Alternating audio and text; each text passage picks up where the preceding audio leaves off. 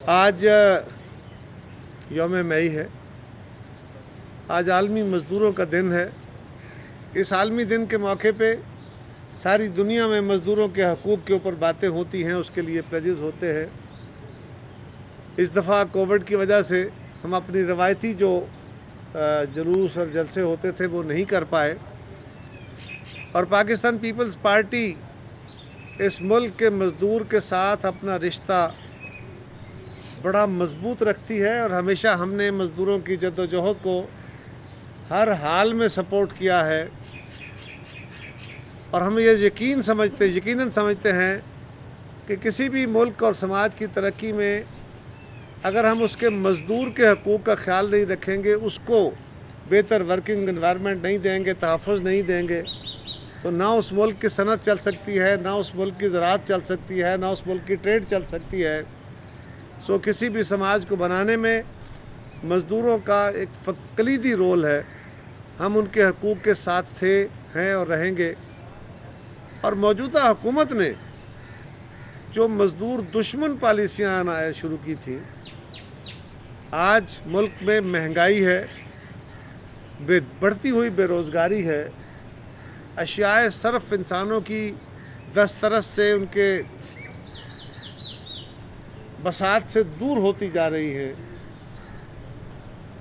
لیکن حکومت کے دعوے کہ ہم چیزوں کو ٹھیک کر رہے ہیں، اچھا کر رہے ہیں، وہ نت نئے احتسابی نعرے تو لگا رہے ہیں، وہ کمیشن پہ کمیشن تو بنا رہے ہیں، لیکن جو کام عوام کو ریلیف دینے کا تھا وہ نہیں دیا جا رہا۔ اور آج آپ کو کراچی سے لے کے خیبر تک ہر طرف ہر طبقہ فکر، مزدور ہیں، کسان ہیں، طالب علم ہیں، وہ سارے پریشان ہیں، اور سو مچ سو کہ دنیا کی اس خوفناک وبا کرونا، اس کا مقابلہ کرنے کے لیے بھی سوائے لمبی میٹنگیں کرنے کے انہوں نے عملاً کیا کیا کہ آج تک حکومت نے خود جو ٹائملی وقت پہ اس کی ویکسین کی پروکیورمنٹ تھی وہ نہیں کی، اور آج تک پاکستان کے اندر بڑی تھوڑی تعداد میں لوگوں کو ویکسین لگی ہے، اور اس میں بھی اکثریت وہ ہے جو ہمیں ڈونیشن ملی ہے۔ ساری دنیا اپنے شہریوں کو بڑی سپیڈ سے یہ میڈیسن لگوانا چاہتی ہے۔ پرائیویٹ سیکٹر میں میڈیسن آئی تو اس کے بارے میں نے پچھلی کانفرنس میں بھی کہا تھا کہ اس کی قیمت $10 تھی، پاکستان کے اندر اس کی لینڈڈ کاسٹ $45 ڈکلیئر کی گئی، اور وہ دوائی جو 2500-3000 ہزار یا 4000 تک ویکسین پرائیویٹ سیکٹر میں لگ سکتی تھی، وہ 12,500 روپے تک لگائی گئی، اور اس میں بہت بڑی ڈکیتی کی گئی ہے۔ یہ حکومت کی نالائکی اور ناکامی ہے کہ وہ پرائیویٹ سیکٹر کو بھی الاؤ نہیں کر پائے، اور خود انہوں نے ٹائملی پروکیور نہیں کی۔ اب تک پاکستان کے اندر، جہاں ہم اس ریجن میں ہیں جہاں بڑی تیزی سے یہ وبا پھیل رہی ہے، الحمدللہ اللہ کا کرم ہے کہ ابھی ہمارے ملک میں اس قدر تیز صورتحال نہیں ہے، لیکن ہم سب کو اس پہ احتیاط کرنے کی ضرورت ہے۔ یہ سیکنڈ فیز، تھرڈ فیز بہت خوفناک ہے، لیکن اس پہ بھی حکومت کی نالائکی جو ہے وہ ان کے روایت کے مطابق ہے، اور میں خاص طور پہ پیپلز پارٹی کے تمام کارکنوں کو، اس ملک کے اندر اپوزیشن کی جماعتوں کو، کراچی کے اپنے پارٹی کے عہدیداران کو، پارٹی کے کارکنوں کو، اپنے اتحادیوں کو، سب کو مبارکباد دیتا ہوں کہ انہوں نے NA 249 کا الیکشن بڑی جانفشانی سے لڑا، بڑی محنت سے لڑا، اور اس الیکشن میں کامیابی حاصل کی ہے۔ یہ الگ بات کہ اس کامیابی کو دھاندلی کے نعروں میں چھپانے کی، دبانے کی کوشش کی گئی ہے، جو قابل افسوس ہے۔ وہ بڑا واضح الیکشن تھا، اس میں کوئی ایسا نہ ڈیلے کی بات ہے، نہ اس میں صوبائی حکومت کی طرف سے کوئی مداخلت ہوئی ہے۔ سارا دن میڈیا اس الیکشن کو ایک پولنگ سٹیشن کو کور کرتا رہا۔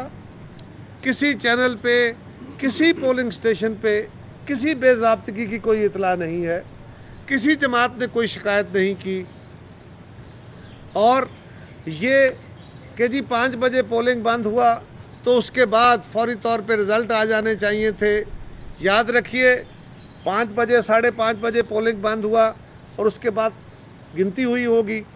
7 बजे वहाँ तकरीबन 7 बजे के करीब वहाँ पे रोज़ा अफ्तारी होती है। अफ्तार के बाद वो पोलिंग एजेंट्स जो हैं या पोलिंग अफसर जो हैं, प्रिजाइडिंग अफसर्स, अपने अमले के साथ अपना सामान जमा कराने के लिए रिटर्निंग अफसर के ऑफिस गए। 276 पोलिंग स्टेशन हैं। कोई आधे घंटे में पहुंचा होगा, कोई घंटे में पहुंचा होगा, मैक्सिमम शहर है, ज़्यादा दूर तो नहीं थे। लेकिन एक जगह पे अगर 276 पोलिंग स्टेशनों का अमला पहुंचे अपने सामान के साथ और उन्होंने वो जमा कराना है, वो बैग जमा कराने हैं, वो फ़ोन जमा कराने हैं और उसकी रसीद लेनी है, तो अगर एक रजिस्टर में सारा कुछ एंटर हो रहा है, उसकी एंट्री डालनी है 276 पोलिंग स्टेशनों की, अगर एवरेजली 1 से 1.5 मिनट एक पोलिंग स्टेशन को लगे, 1 से 1.5 मिनट, 276 पोलिंग स्टेशनों पे कुछ 400 मिनट लगते हैं। उसके बाद ये रिकॉर्ड जमा होने के बाद जो फॉर्म 45 है वो जमा होता है और वो फॉर्म 45 276 वो पंच होने हैं कंप्यूटर में, फीड होने हैं। और उसके अंदर अगर 25 से कितने उनके कैंडिडेट थे, हर कैंडिडेट का अलग अलग उन्होंने एंट्री करनी है।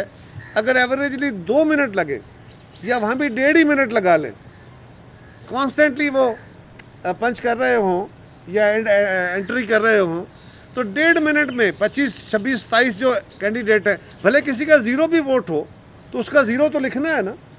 इसी तरह बाकी हर जमा, फिर उन्होंने जिम्मेदारी से उसको चेक भी करना है कि सही लिखा गया कि नहीं। सो 1.5 मिनट उसका लगे तो 3 मिनट अगर एक पोलिंग स्टेशन का ये डाटा मुकम्मल करने पे लगते हों तो 276 पोलिंग स्टेशनों पे कितने मिनट लगेंगे? कोई 800 मिनट लगेगा। 800 मिनट के कितने घंटे बनते हैं? कोई 14 घंटे बनते हैं। 14 ना सही, 10 घंटे सही, 10 घंटे ना सही, 8 घंटे सही। 8 बजे के पहुंचने के बाद 8 घंटे और शामिल करें तो सुबह 4 बज जाते हैं। और कोई इलेक्शन ऐसा नहीं है जिसका नतीजा 8-10 घंटे से पहले ऑफिशियल रिजल्ट अनाउंस हुआ हो, क्योंकि वो रिजल्ट कंसोलिडेट होता है, वो फॉर्म 47 तैयार होता है। हाँ, वहाँ पे आपके साथी भी पोलिंग स्टेशनों से रिजल्ट ले रहे होते हैं, हमारे पोलिंग एजेंट भी ले रहे होते हैं। फिर ये भी कहा गया कि जी एक जमात की तरफ से कि पहले कोई 180 पोलिंग स्टेशनों पे तो हम जीत रहे थे। हालांकि ये खिलाफ हकीकत बात है। जियो पे या बाकी चैनल्स पे पहले 40 पोलिंग स्टेशन तक ये था कि उनको लीड थी चंद 100 वोटों, और उसके बाद मुसलसल पीपल्स पार्टी की लीड रही। ये रिकॉर्ड शायद है इस बात का। फिर ये कहना कि जी, फिर ये भी होता है कि हर हलके में कुछ पोलिंग स्टेशन जहाँ पे किसी एक कैंडिडेट की ज़्यादा अक्सरियत होती है, किसी इलाके में दूसरे की ज़्यादा अक्सरियत होती है। अगर एक इलाके से वोट आए और मेरे वोट ज़्यादा आ गए और दूसरे इलाके से चौधरी मंजूर साहब के आ गए, तो मैं कहूँ जी जहाँ से मेरे वोट ज़्यादा आए थे अब मेरे ही ज़्यादा आने चाहिए, तो क्या ये मुमकिन है? सो खिलाफ हकीकत एक नारेबाजी शुरू कर दी गई कि हमसे इलेक्शन चोरी हो गया, डस्का 2 हो गया, फलान हो गया। कोई बंदा, हाँ, अगर किसी जमात किसी फर्द को ये शिकायत है कि उनके पास फॉर्म 45 है और जो ऐड हुआ है, हमें भी पहले डिले पे डाउट था, हमें भी डिले पे हम भी शाकी थे, लेकिन जब उन्होंने वजाहत की रात को 11:30 बजे रिटर्निंग अफसर ने कि मेरे पास सारा अमला पहुंच गया है लेकिन अब मुझे टाइम तो लगेगा। सो अगर कोई जमात अपना डिक्लेयर कर रही है तो वो जिम्मेदारी से नहीं कर रही। अगर मीडिया के अंदर कोई चैनल अपने तौर पे कोई रिजल्ट दे रहा है तो वो रिस्पॉन्सिबल नहीं है, बट रिटर्निंग अफसर ने जब रिजल्ट देना है तो उसने कंसोलिडेट करके तसल्ली से रिजल्ट देना है। वो इस तरह नहीं कर सकता। आपसे गलत रिपोर्टिंग हो सकती है, हमारे साथी हमारे जो पोलिंग एजेंट्स होते हैं वो हमें गलत खबर दे सकते हैं। और फिर ये भी होता है जहाँ से इलेक्शन जीता जाता है वो तो फौरी तौर पर रिजल्ट लेके आते हैं, और जहाँ से इलेक्शन हार जाता है एजेंट रिटर्न नहीं होते फिर वो अपनी परेशानी मायूसी में। सो वो एक बड़ा फेयर इलेक्शन था। पीपल्स पार्टी ने वहाँ कराची में उनका ज़िला बनाया है। हमारे कैंडिडेट पिछला इलेक्शन लूज करने के बाद मुसलसल फैसल वाउडा के खिलाफ न सिर्फ सुप्रीम कोर्ट तक केस लड़े, बल्कि انہوں نے اپنے حلقے کے ساتھ بھی مسلسل رابطہ رکھا، ان کی تنظیم نے بھی رابطہ رکھا، انہوں نے بہت سارے لوگ اپنی جماعت میں شامل کرائے جو کسی دباؤ کے نتیجے میں نہیں تھے۔ کوئی شکوہ، کوئی شکایت، کوئی کمپلینٹ نہیں ہے۔ اس کے باوجود کچھ لوگوں کو یہی گمان ہے کہ ہم ہی جیتیں گے، تو اب اس کا علاج تو کسی کے پاس نہیں ہے۔ آخری گزارش یہ ہے کہ ہمارے کچھ ساتھیوں کو یہ مسئلہ ہے کہ وہ کہنے کو تو حکومت کے مخالف ہیں اور حکومت سے جان چھڑانا چاہتے ہیں، ہم سے بھی استعفوں کا مطالبہ کرتے ہیں یا کرتے تھے، لیکن خود حکومت کو گرانے سے اعتراض کر رہے ہیں۔ یہ بات محترمہ مریم نواز شریف صاحبہ نے بھی کہی ہے کہ وہ بزدار حکومت کو نہیں گرانا چاہتے، اس حکومت کو نہیں گرانا چاہتے۔ یہ بات شاہد خاقان عباسی صاحب نے کہی ہے کہ میاں نواز شریف صاحب نے پہلے پیپلز پارٹی کی تجویز نہیں مانی، اب وہ جہانگیر ترین کی تجویز بھی نہیں مانیں گے، اور ہمارے بغیر پنجاب میں تبدیلی نہیں آ سکتی، لہٰذا اب بھی ہم وہ بات نہیں مانیں گے۔ اسی طرح رانا تنویر صاحب نے کہا کہ ہمیں تو بزدار سوٹ کرتے ہیں، تو اندر کی باتیں کھل کے سامنے آ گئیں، اور اب کوئی شک نہیں رہ گیا کہ وہ خود اس حکومت کو ختم نہیں کرنا چاہتے، بلکہ پچھلے دنوں وزیر اعظم صاحب نے بزدار صاحب کی بڑی تعریفیں کی، ان کی اتنی خصوصیات گنوائیں، اتنی خوبیاں گنوائیں کہ وہ بیچارے خود پریشان ہو گئے کہ ہاں اتنی خوبیاں ہیں مجھ میں، اور لگتا ہے کہ مسلم لیگ وزیر اعظم کے نقطہ نظر سے متفق ہو گئی ہے، کیونکہ وہ بھی بزدار صاحب کو ہٹانے میں انٹرسٹڈ نہیں ہے۔ ہم ان کو آج بھی کہہ رہے ہیں کہ پنجاب سے اس حکومت کا چل چلاؤ شروع ہو سکتا ہے بڑی آسانی سے پنجاب میں تبدیل، اور اب تو شک ختم ہو گیا نا، اب تو واضح ہو گیا کہ ان کی جماعت کی اندرونی صورتحال کیا ہے۔ تو یہاں سے شروع کر کے اگر ہمارے ساتھی ہمارے ساتھ ہوتے تو اب تک ہم عمران خان کی حکومت کا ملک بھر سے خاتمہ کر چکے ہوتے، لیکن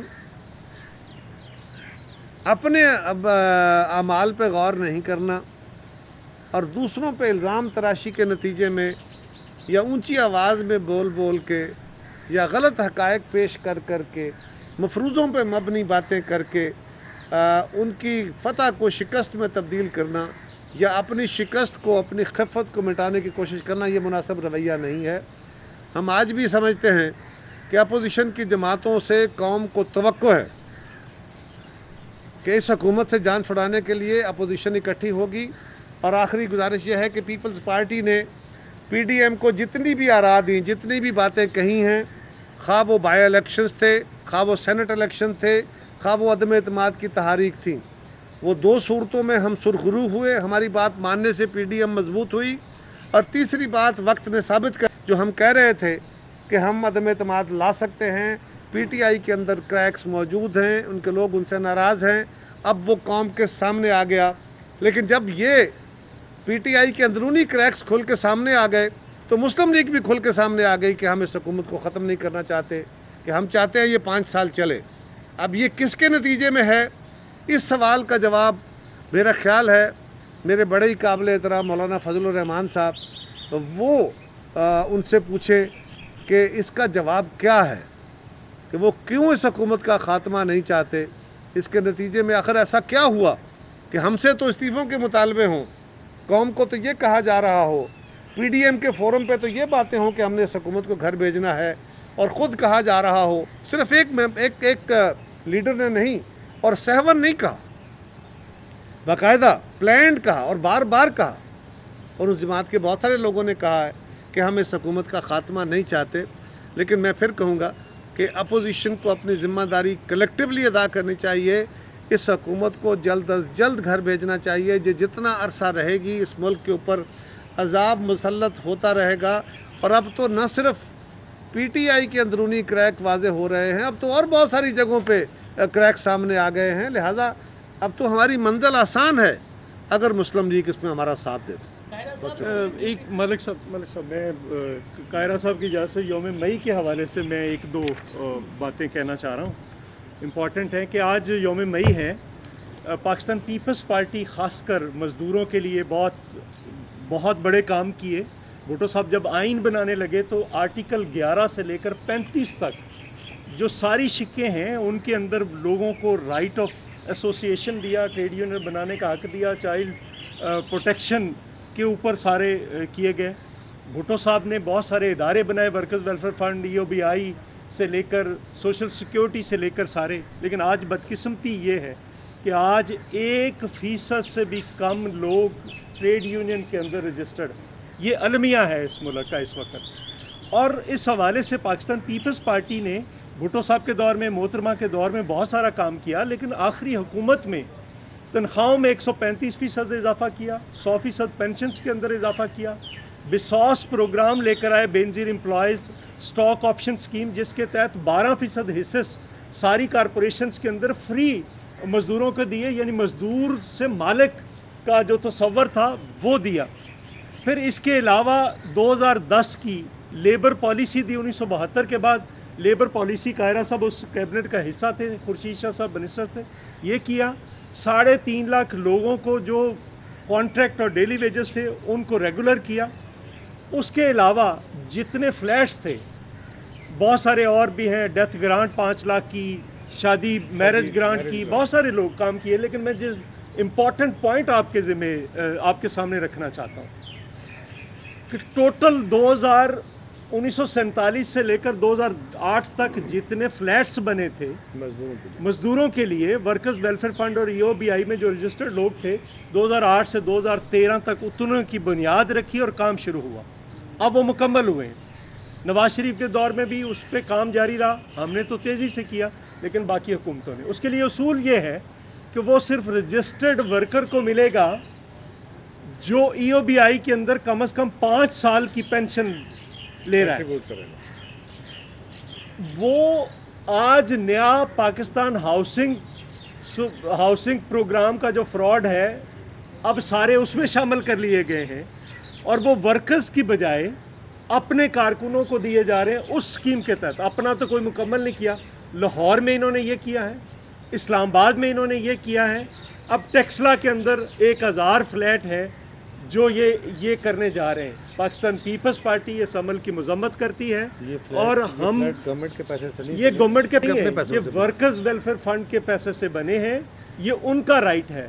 और हम आज ऐलान करते हैं कि अगर ये उन्होंने वापस न किए तो हम इसके खिलाफ अदालत भी जाएंगे, और जो स्ट्रीट का रास्ता है, जो इसके खिलाफ मुजाहरे हैं, वो भी कोविड के बाद मुनज़्ज़म करेंगे, और हर फोरम पे इसके खिलाफ। साहब ये फरमाएं कि मौलाना फजलुर रहमान ने कहा है कि पीपल्स पार्टी ने ख्वाहिश जाहिर की है वो PDM में वापस आना चाहते हैं, और इसके लिए मैंने उन्हें कुछ शराइत सामने रखी हैं। तो यही नहीं है। एक तो ये कि इस बात में कितनी हकीकत है कि आपने दरख्वास्त की है वापसी के लिए। दूसरा ये कि मुस्लिम लीग नून का ये जो तर्ज अमल है पार्टी के साथ जो ताज़ा तरीन है, इसके बाद क्या कितने इम्कान है कि आप इकट्ठे चल सकते हैं PDM में?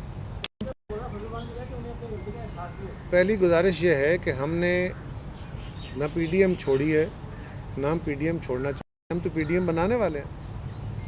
हम तो इस मुल्क के अंदर आइन की हुक्मरानी करने का ख्वाब जो है उसको अमली ताबीर पहनाने के लिए हम तो सारे जहान की कोशिशें करने वाले हैं। हम तो 1970 से लेके आज तक इसी लड़ाई में शामिल हैं। सो हम कहीं गए नहीं तो हमने वापस क्या आना है।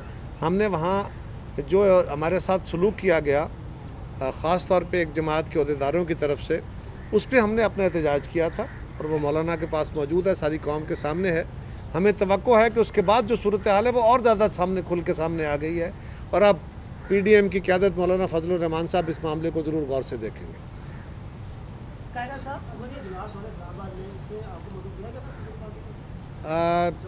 जहाँ तक मेरी इतला है हमें उसमें नहीं मदऊ किया गया, और ये किसी जमात का इस्तेहकाक नहीं है। ANP ने अपने आप को अलग करने का ऐलान किया था, पीपल्स पार्टी ने अलग करने का ऐलान नहीं किया। और अगर हम पे कोई शराइत मुसल्लत करने की बात की फ़र्ज़ करें जो बिल्कुल नामुनासिब था, तो फिर भी शोकास देने की कोशिश की गई, ख़त लिखा, वजाहत कर तलब की। क्या हमारी रुकनीयत मुअत्तल की कि हमें दावत नहीं दी गई? और ये इस तरह की अपनी मर्ज़ी के फ़ैसले जो हैं ये तंजीमों में इस तरह इत्तेहादों में नहीं होते, उसके अपने असूल होते हैं। हमें तवक्को है कि मौलाना फजलुर रहमान साहब अब जो नई सूरत हाल है जिसमें मुस्लिम लीग इस हुकूमत को नहीं हटाना चाहती, उस पर अपने लाए अमल के लिए कुछ सोचेंगे। खैरा साहब, आपने बताया कि फेयर इलेक्शन के नतीजे में आपकी जो है वो जीत हुई। मरियम बीबी ने मुतालबा किया कि रिकाउंटिंग की जाए, तो अगर आप फेयर तरीके से जीते हैं, आप समझते हैं कि रिकाउंटिंग होनी चाहिए? हमें तो कोई एतराज़ नहीं है, जिसका एक प्रोसेस मौजूद है वो इलेक्शन कमीशन में जाके अप्लाई करें। मैं चाहूँ ना चाहूँ, उनका हक है, उनको बाय लॉ मिल जाएगा। पहली बात है, ये मुझे कोई एतराज़ नहीं है। दूसरी बात है, मुझे एतराज़ भी हो, इन पीपल्स पार्टी ना भी चाहे, अगर उनका हक है तो उनको मिल जाएगा। तो ये तो सिर्फ आपके ये कौम के सामने एक रखने की बात है कि जिसका काउंटिंग कौम ने काउंटिंग करानी है, मीडिया ने काउंटिंग करानी है। काउंटिंग कराने का तरीका कार है, आप जाइए दरख्वास्त दीजिए, जहाँ तक रिकाउंटिंग हो सकेगी वो ज़रूर हो जाएगी। मुझे अगर कोई एविडेंस है तो मौलाना फजलुर रहमान साहब को इतराज़ है कि जो बिलावल साहब ने कागज फाड़ा था, अगर उसकी माफी मांग ले पीपल्स पार्टी को, फिर हम गौर कर लेंगे। देखिए, बंद कमरों में की जाने वाली बातों पे, गुफ्तगू होने पे, जो वहाँ पे डिस्कशंस होती हैं, उनके ऊपर बहसें और बातें नहीं की जा सकती, उस पर कोई फैसले मुसल्लत नहीं किए जा सकते। हाँ, जो आप अपने फैसले आउटकम में आके ना ऐलान करते हैं, वहाँ उनके ऊपर आप बात कर सकते हैं। उनके ऊपर अगर मेरा कोई जुमला किसी को तल्ख गुजरा हो तो उसके ऊपर मैं माजरत कर सकता हूँ। अंदर बैठे हैं, मीटिंगें कर रहे हैं, बड़ी तल्ख बातें होती हैं, आपके खिलाफ हो सकती है, मीडिया के खिलाफ हो सकती है। सवाल ये है कि कोई जमात बाहर आके आपके सामने अपना उस मीटिंग का आउटकम क्या बता रही है। डिस्कशन को तो आप किसी को रोक नहीं सकते। तो ये कोई ऐसी बात नहीं है जिस पे कोई खैरा साहब,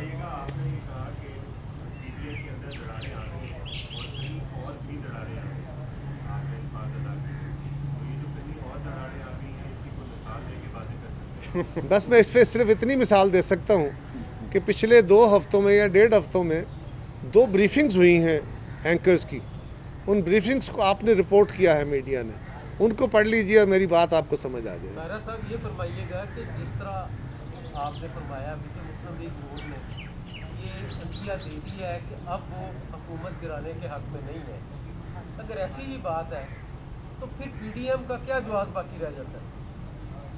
इस सवाल का जवाब मैं नहीं देता। इस सवाल का जवाब मौलाना फजलुर रहमान साहब से पूछिए।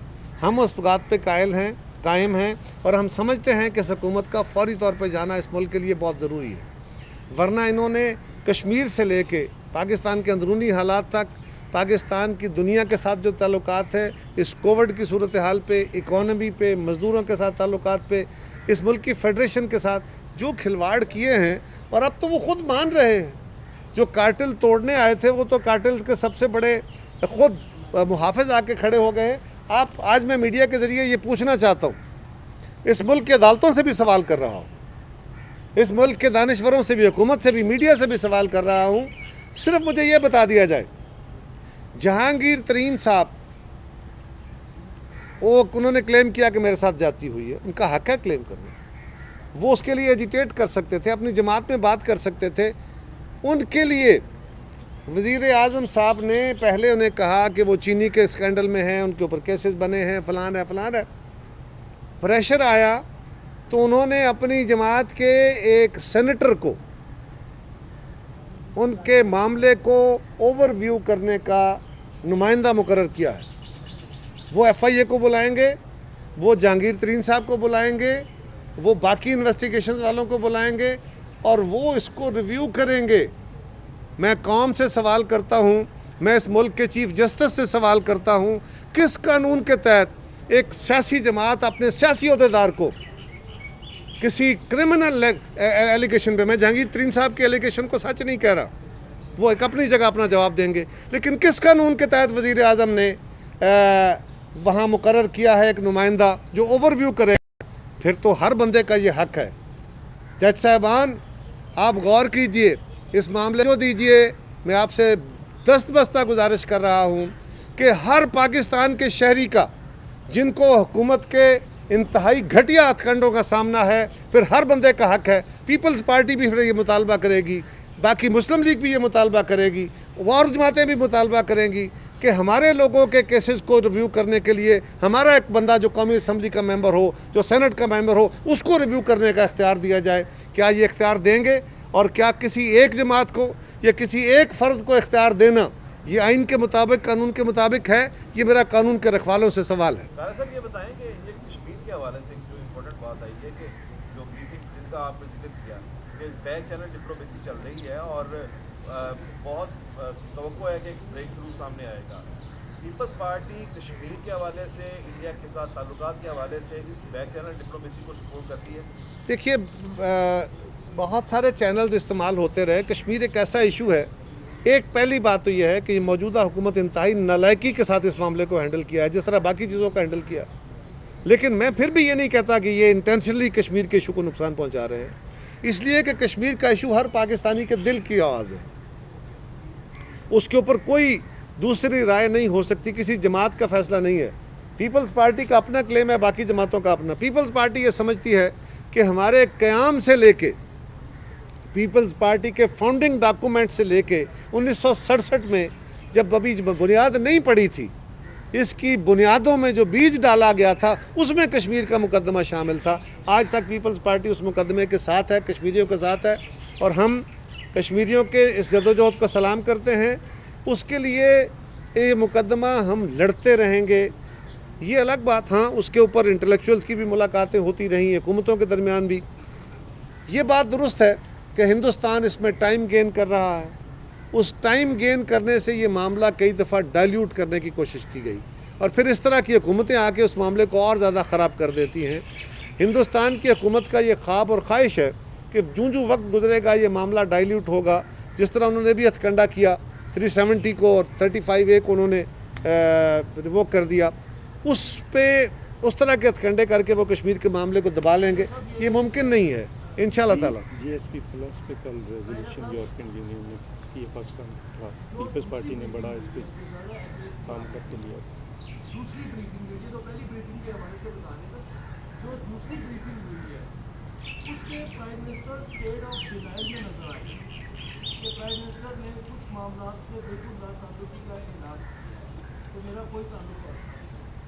Chief executive of this country سب سے سینسٹیو معاملات پر جو کہ سپریم کورٹ میں زیر بحث ہے ان پر اسٹیٹ آف ڈینائل میں جا رہے ہیں. کس طرح دیکھتے ہیں؟ یہ آپ نے میرے مسئلے کا حل کر دیا, خود ہی سوال کا جواب دے دیا. وزیر اعظم اگر اسٹیٹ آف ڈینائل میں ہیں تو یہی سب سے بڑا المیہ ہے, اور یہی ہم کہتے ہیں. باقی سوال کا جواب تو اسی میں موجود ہے سارے میں.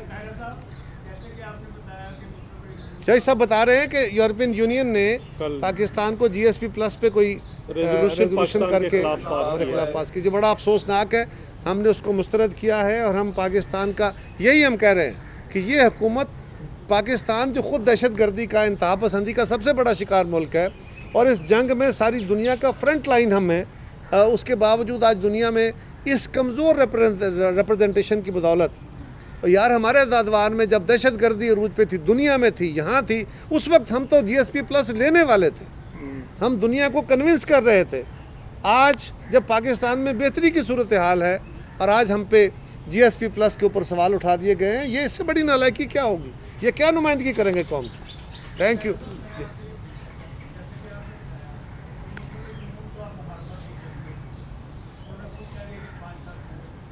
نہیں, میں نے نہیں کہا, انہوں نے کہا.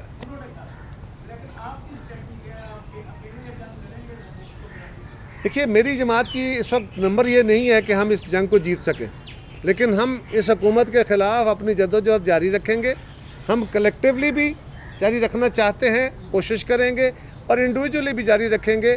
پیپلز پارٹی کی بنیاد اس ملک کے اندر آئین اور آئینی حکمرانی کے لیے ہے, عوام کے حقوق کے لیے ہے, اس ملک کے عام آدمی کے آئیڈینٹی کے لیے ہے. پیپلز پارٹی اپنی وہ جدوجہد جاری رکھے گی, اپنے ساتھی جو ہم خیال جماعتیں ہیں ان کو ساتھ ملا کے, جو ساتھ ملا ان کو ساتھ ملا کے. اور ہم PDM سے باہر نہیں ہیں, ہم PDM بنانے والے ہیں. ہم چاہتے ہیں کہ اپوزیشن کی جماعتیں مل کے اس حکومت کا خاتمہ کریں, جو یوں ہو سکتا ہے, اب تو واضح ہو گیا. لیکن جو نہیں چاہتے ان کا کیا کریں؟ یہ پھر پارٹی دیکھے. YouTube پر گوگلی نیوز دیکھنے کے لیے youtube.com کی سرچ بار میں گوگلی نیوز TV ٹائپ کریں. گوگلی نیوز کے پیج پر سرخ رنگ کے سبسکرپشن والے بٹن پر کلک کرنا نہ بھولیے. YouTube پیج پر اپلوڈ ہونے والی ویڈیوز سے باخبر رہنے کے لیے بیل آئیکن پر کلک کیجیے. آپ کو ہر نئی ویڈیو کے بارے میں نوٹیفیکیشن موصول ہو جائے گا.